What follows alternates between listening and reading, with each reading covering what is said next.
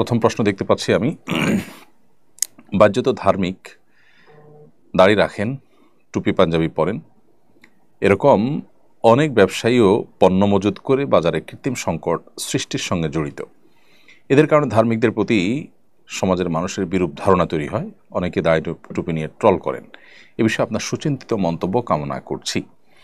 দেখুন, যারা মুখে লম্বা দাড়ি, মাথায় টুপি, গায়ে পাঞ্জাবি এবং নামাজ রোজা করেও মানুষের অসুবিধা তৈরি হয় এরকম কোনো কাজ করেন অথবা কৃত্রিম সংকট সৃষ্টি করবার জন্য মজুতদারি করেন, তারা একাধারে বগধার্মিকতার পরিচয় দিচ্ছেন। অর্থাৎ লেবাস সর্বস্ব কোনো দিন ইসলাম নয়, বরং ইসলামটা পূর্ণাঙ্গ জীবন ব্যবস্থা, সেটা তারা হয়তো বুঝতে অপারগ, অথবা তাদের এই লেবাসটা শুধুই বাণিজ্যিক বা ব্যবসায়িক স্বার্থে। দুটির একটি নিশ্চয়ই, হয় তারা ইসলামকে বোঝেননি, তারা মনে করেছেন ইসলামটা পোশাকই একটা ধর্ম, এটি তাদের একটি ভুল ধারণা, অথবা এটা তাদের বাণিজ্যিক একটি টুল মাত্র। একজন মুসলিম তিনি প্রকৃত অর্থে ধার্মিক তখনই হবেন যখন তিনি আল্লাহর হকের পাশাপাশি বান্দার হকের উপরে সচেতন হবেন। নবী সাল্লাল্লাহু আলাইহি ওয়াসাল্লাম যেখানে পরিষ্কারভাবে বলেছেন, আল মুহতাকিরু খাতি লা ইয়াহতাকিরু ইল্লা খাতি, অপরাধী ছাড়া কেউ কৃত্রিম সংকট সৃষ্টি করবার জন্য মজুতদারি করতে পারে না। মজুতদারি করাকে যেখানে নবী সাল্লাল্লাহু আলাইহি ওয়াসাল্লাম নিরুৎসাহিত করেছেন, সেখানে দাড়ি টুপি নিয়ে মজুতদারি করাটা এটা হলো একরকম ইসলামের সাথে তামাশার শামিল।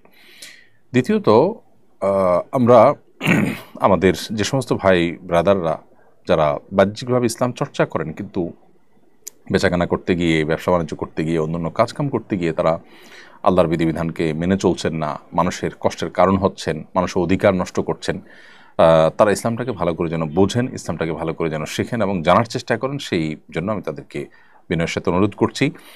এই সমস্ত মানুষদেরকে যারা ধার্মিক মনে করেন, অনেক আলেমুলামা আছেন তাদেরকে মসজিদ মাদ্রাসার সাথে অ্যাকোমোডেট করেন, তাদেরকে আমরা বলবো যে দিনের প্রকৃত রূপটা তাদের সামনে তুলে ধরার চেষ্টা করবেন। একজন মানুষ তিনি যখন বেচাকেনা করবেন, মানে ক্রেতা হবেন কিংবা বিক্রেতা হবেন, তখনও তাকে অন্যের অধিকার এবং সুবিধার দিকটা খেয়াল রাখতে হবে। আপনার আগের কম দামে কেনা জিনিসপত্র আপনি সরিয়ে রাখছেন, রমজানের দাম বাড়বে তখন আপনি সরিয়ে সেটা বিক্রি করবেন, পরিষ্কার এটি নাজায়েজ। বাজারের স্থিতিশীলতা রক্ষা করার জন্য শরিয়ার নির্দেশ, সরকারি নির্দেশ শুধু নয়, শরিয়ার নির্দেশ হলো আপনি বাজারে স্বাভাবিক আচরণ করবেন, অস্বাভাবিক আচরণ নয়, যা আছে সেটা বিক্রি করবেন। দাম যখন বাড়বে তখন আপনি বেশি দামে পণ্য কিনে সেটা আপনি বিক্রি করবেন সে দামেই। যদি আপনি এভাবে ব্যবসা করতে পারেন, অর্থাৎ বেশি দামে দাম বেড়ে গেলে তখন বেশি দামে কিনে বেশি দামে বিক্রি করবেন, সে দামের আনুপাতিক হারে আপনি বিক্রি করবেন, তাতে যদি ব্যবসা আপনার কম হবে।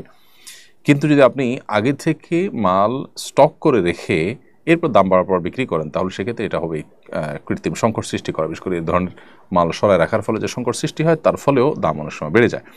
তো এর জন্য যত মানুষের কষ্ট হবে এবং অতিরিক্ত মুনাফা অর্জন করা হবে এখানে, সেটা অবশ্যই নাজায়েজ এবং গুনাহ হবে।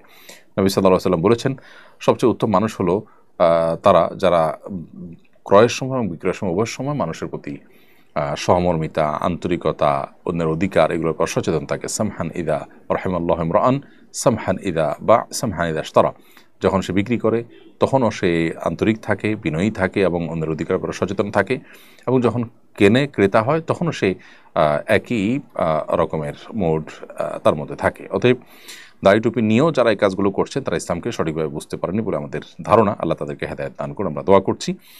তবে এর কারণে দাড়ি টুপি নিয়ে ট্রল করার কোনো কারণ নেই, কারণ বড় টাকার নোট সাধারণত জাল হয়, ছোট টাকার নোট জাল হয় না। তো এর মানে এই না যে বড় টাকার দোষ আছে।